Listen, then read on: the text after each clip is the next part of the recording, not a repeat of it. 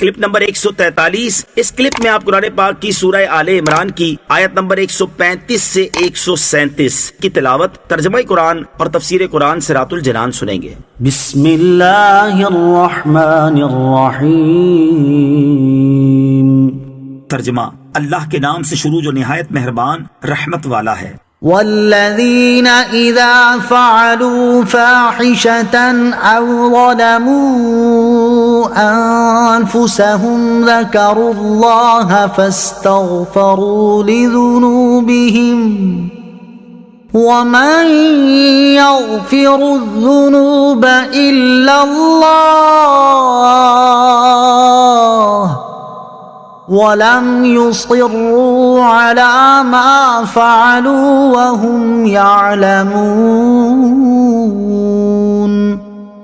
أُولَئِكَ جَزَاؤُهُم مَّغْفِرَةٌ مِّن رَّبِّهِمْ وَجَنَّاتٌ تَجْرِي مِن تَحْتِهَا الْأَنْهَارُ خَالِدِينَ فِيهَا وَنِعْمَ أَجْرُ الْعَامِلِينَ۔ ترجمہ، اور وہ لوگ کہ جب کسی بے حیائی کا ارتکاب کر لے یا اپنی جانوں پر ظلم کر لے تو اللہ کو یاد کر کے اپنے گناہوں کی معافی مانگے، اور اللہ کے علاوہ کون گناہوں کو معاف کر سکتا ہے، اور یہ لوگ جان بوجھ کر اپنے برے اعمال پر اصرار نہ کریں۔ یہ وہ لوگ ہیں جن کا بدلہ ان کے رب کی طرف سے بخشش ہے، اور وہ جنتیں ہیں جن کے نیچے نہریں جاری ہیں۔ یہ لوگ ہمیشہ ان جنتوں میں رہیں گے، اور نیک اعمال کرنے والوں کا کتنا اچھا بدلہ ہے۔ ذکروا اللہ فاستغفروا لذنوبہم، اللہ کو یاد کر کے اپنے گناہوں کی معافی مانگیں۔ پرہیزگاروں کے اوصاف کا بیان جاری ہے، اور یہاں ان کا مزید ایک وصف بیان فرمایا، وہ یہ کہ اگر ان سے کوئی کبیرہ یا صغیرہ گناہ سرزد ہو جائے تو وہ فوراً اللہ عز و جل کو یاد کر کے گناہوں سے توبہ کرتے ہیں، اپنے گناہ پر شرمندہ ہوتے ہیں اور اسے چھوڑ دیتے ہیں، اور آئندہ کے لیے اس سے باز رہنے کا پختہ عزم کر لیتے ہیں، اور اپنے گناہ پر اصرار نہیں کرتے، اور یہی مقبول توبہ کی شرائط ہیں۔ اس آیت کا شان نزول یہ ہے کہ تیہان نامی ایک کھجور فروش کے پاس ایک حسین عورت کھجور خریدنے آئی۔ دکاندار نے کہا، یہ کھجوریں اچھی نہیں ہیں، بہترین کھجوریں گھر میں ہیں۔ یہ کہہ کر اس عورت کو گھر لے گیا اور وہاں جا کر اس کا بوسہ لے لیا اور اسے اپنے ساتھ چمٹا لیا۔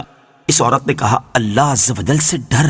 یہ سنتے ہی تیہان نے اس عورت کو چھوڑ دیا اور شرمندہ ہو کر حضور پرنور علیہ الصلوۃ والسلام کی خدمت میں سارا ماجرا عرض کیا۔ اس پر یہ آیت کریمہ نازل ہوئی۔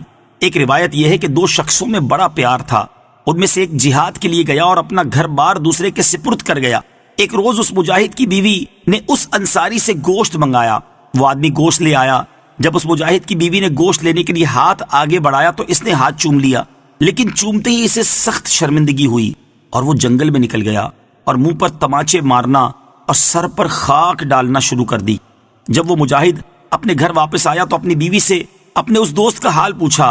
عورت بولی، اللہ عز و جل ایسے دوست سے بچائے۔ وہ مجاہد اس کو تلاش کر کے حضور سید المرسلین صلی اللہ علیہ وسلم کی خدمت میں لایا۔ اس کے حق میں یہ آیات اتری۔ ہو سکتا ہے یہ دونوں واقعے اس آیت کا شان نزول ہوں۔